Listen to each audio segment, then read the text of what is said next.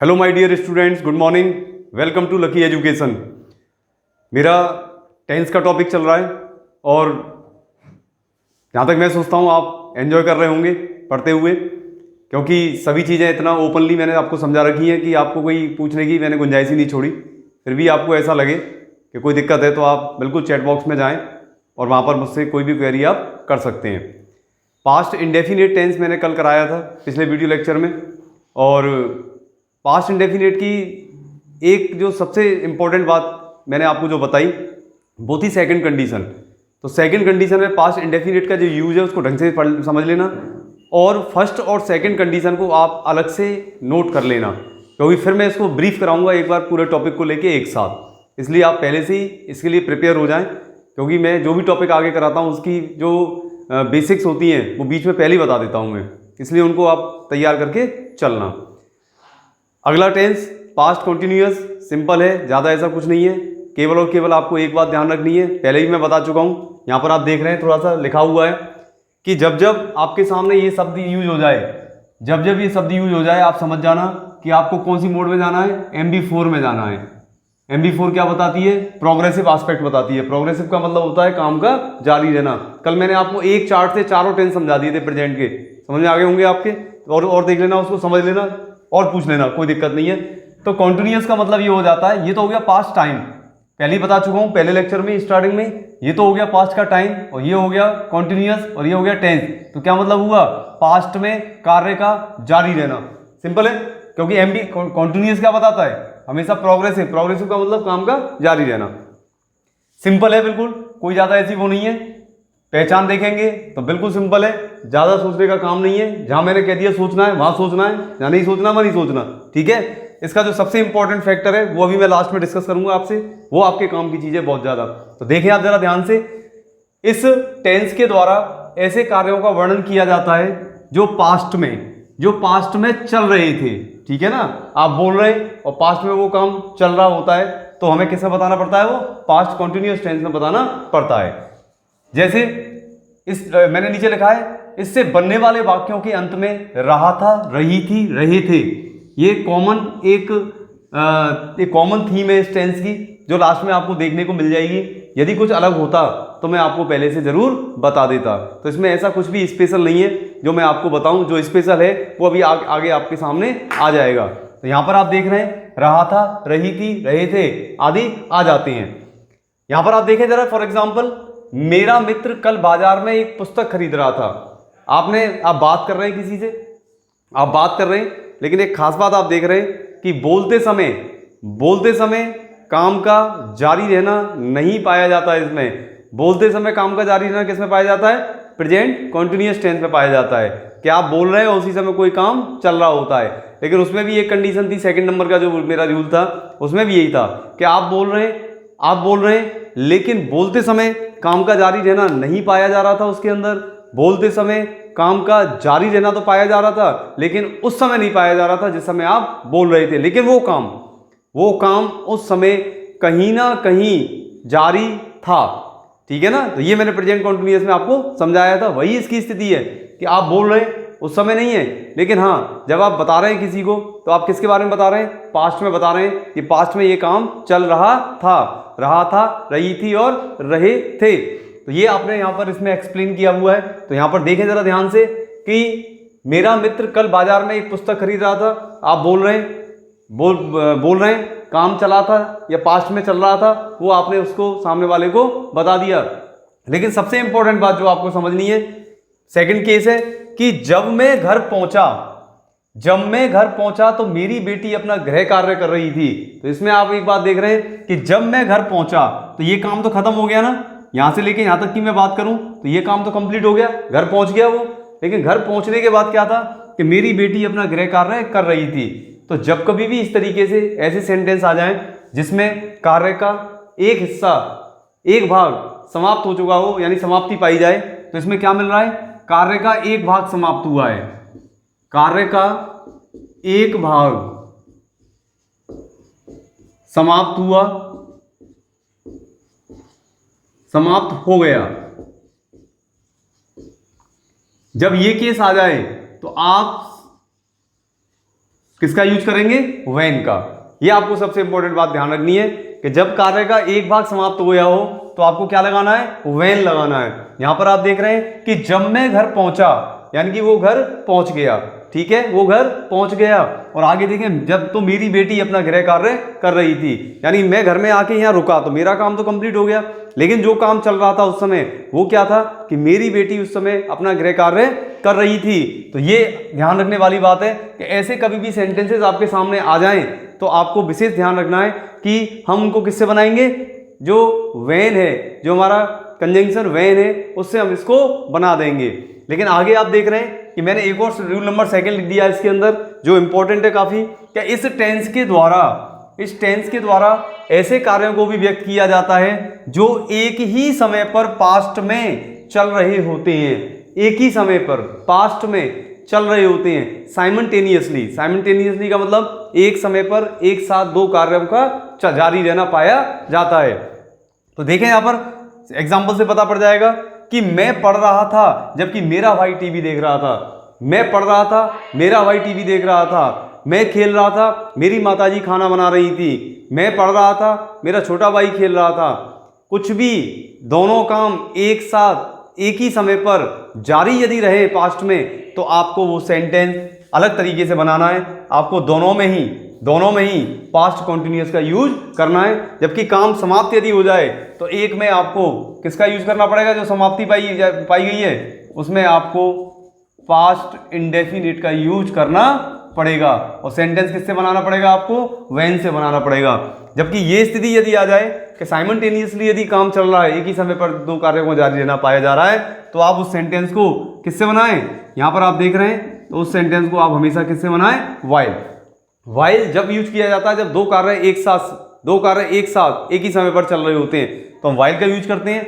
एक कार्य समाप्त हो जाए, दूसरा चल रहा हो तो हम हमेशा व्हेन का यूज करते हैं। तो ये चीज आपको सबसे ज्यादा ध्यान रखनी है। एग्जाम में कई बार ये सेंटेंसेस आ जाते हैं, करेक्ट फॉर्म ऑफ वर्ब का एक पार्ट है। और ये चीज यहां से नहीं, मैं आपको फिर बता दूं कि ये टेंस मैं इस तरीके से पढ़ा रहा हूं कि लाइफ टाइम आपके काम आ जाए, आगे तक के लिए सब कुछ फाइनल। आप अभी देखना, कुछ दिनों बाद आप कुछ बोलना और शुरू कर देंगे अपने आप, क्योंकि आपको अब कंसेप्ट पता पड़ गए कि वास्तव में क्या हमें सही बोलना होता है और कितना गलत हम आज तक बोलते चले आ रहे थे। तो यहां पर देखें, आप ध्यान से चल रहे होते हैं। मैं पढ़ रहा था, देखो ये आ गया, मैं पढ़ रहा था जबकि उसी समय मेरा भाई क्या कर रहा था? देखो ये रहा, मेरा भाई टीवी देख रहा था।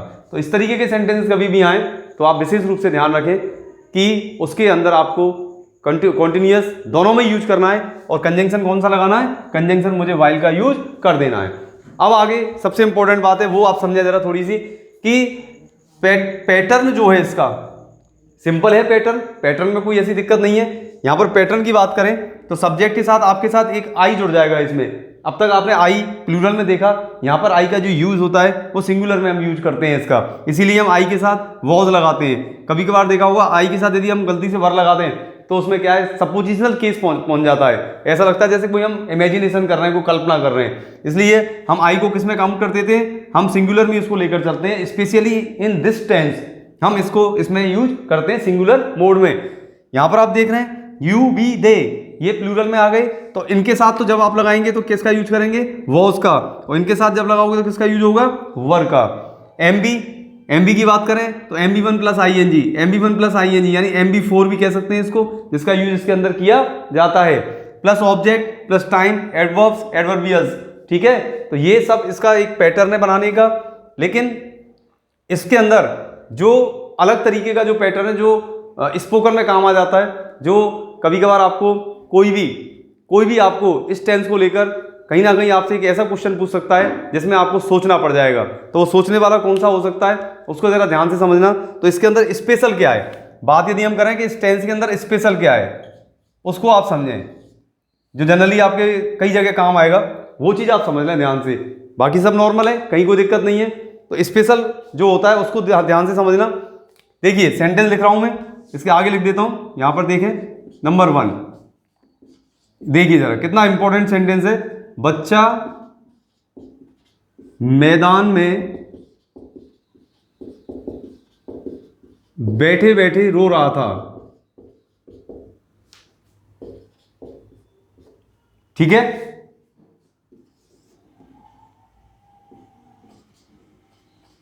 वह खाना खाते खाते टीवी देख रहा था। अब दिक्कत कहां हो जाती है?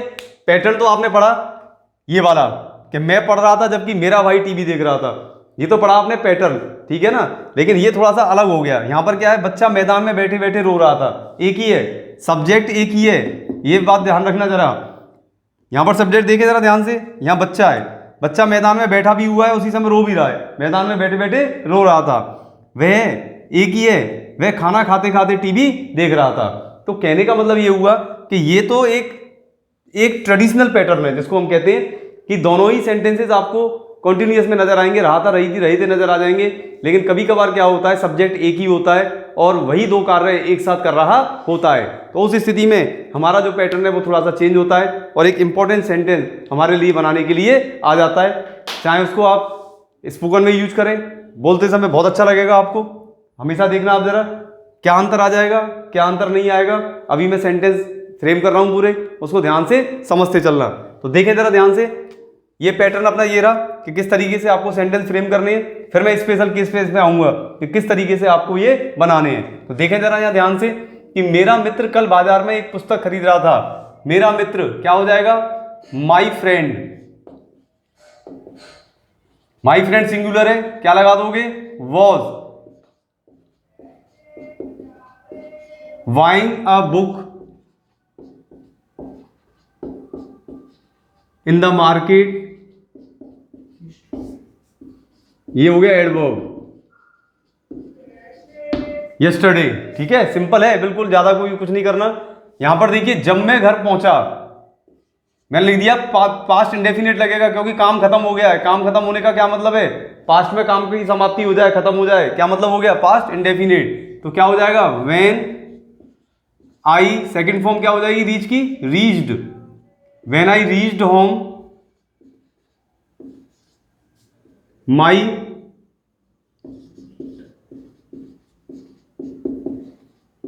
Daughter was doing her homework. ठीक है, तो व्हेन आई रीच्ड होम, जब मैं घर पहुंचा, व्हेन आई रीच्ड होम। देखिए जरा रीच्ड क्यों लगाया, आगे बता दिया, कार्य का एक भाग खत्म हो चुका है, एक काम कंप्लीट।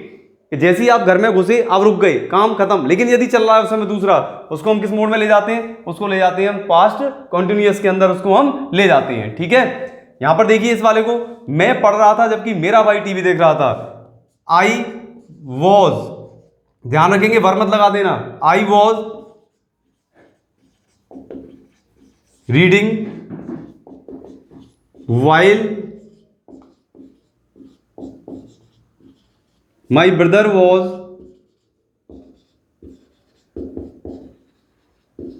watching TV। ठीक है, आप देख रहे हैं यहां पर, आराम से नोट करते चलना, कहीं कोई दिक्कत नहीं है। अच्छा, एक चीज मैंने उसने लिखी थी, सी, वॉच और लुक में क्या अंतर होता है। ठीक है, अभी हम डिस्कस करेंगे, पहले हम सेंटेंस बना दें, आज आपको बता देते हैं तीनों में अंतर क्या होता है, जिससे कि आपका कंफ्यूजन दूर। कि टीवी के लिए हम वॉच क्यों लगाते हैं, लुक कब लगाते हैं, सी कब लगाते हैं। ठीक है, तो देखना जरा ध्यान से, मैं लिख देता हूं यहां पर, इसको अभी डिस्कस करेंगे, बहुत आसान है। सी, लुक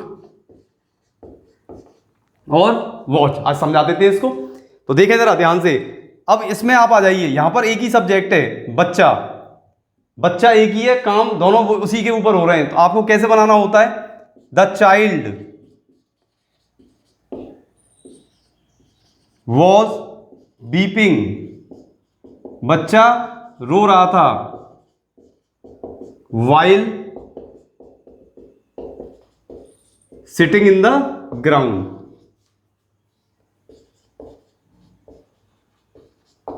ठीक है, स्पोकन में कितना बढ़िया बनेगा, कितना अच्छी तरह आप बोल सकते हैं कि the child was beeping while sitting in the ground, बच्चा मैदान में बैठे बैठे रो रहा था। देखिए जरा, ही वॉज